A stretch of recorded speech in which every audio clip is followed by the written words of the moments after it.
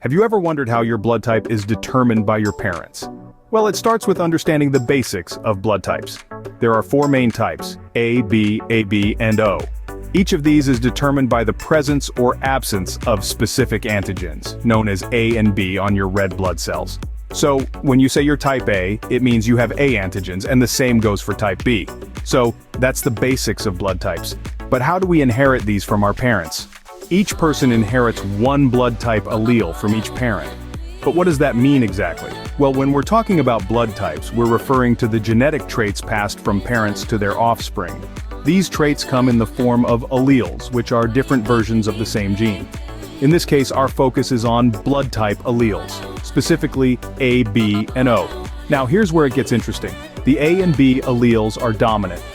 That means if you inherit an A or B allele from one parent and an O allele from the other, you'll end up with either type A or B blood.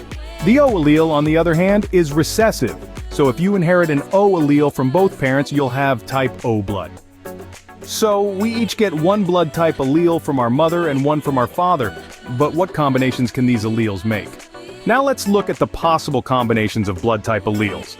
Imagine two parents, both with type A blood. They can pass on either an A or an O allele to their child. Similarly, if both parents have type B blood, they can pass on either a B or an O allele. Now what if one parent has type A blood and the other has type B? In this case, they can pass on either an A, B, or O allele. Things get a bit more interesting if one parent has type A blood and the other has type O, or one parent has type B and the other has type O. They can pass on either an A or an O allele or a B or an O allele respectively, and finally, if both parents have type O blood, they can only pass on an O allele to their child.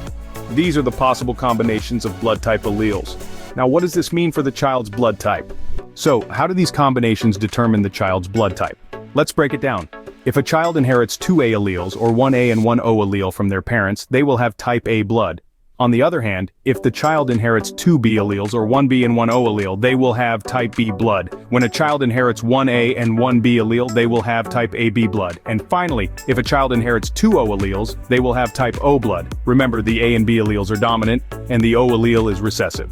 This means that if a child inherits an A allele from one parent and an O allele from the other, the A allele will be dominant, resulting in type A blood. And that's how a child's blood type is determined. But there's one more factor we haven't discussed yet: the Rh factor. The Rh factor plays a crucial role in determining blood types. So, how exactly is it passed down? It's actually inherited separately from the ABO blood group. If both parents are Rh positive, Rh+, there's a 93.75% chance the child will also be Rh positive and a 6.25% chance the child will be Rh negative, Rh. On the other hand, if one parent is Rh positive and the other is Rh negative, there's a 75% chance the child will be Rh positive and a 25% chance the child will be Rh negative. Intriguingly, if both parents are Rh negative Rh, the child will also Rh negative. So that's how a child's Rh factor and blood type are influenced by their parents' genetics.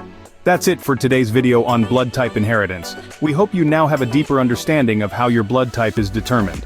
If you've enjoyed this video and learned something new, please consider subscribing to our channel, MedicineHealth 360, where we aim to expand your medical and health knowledge.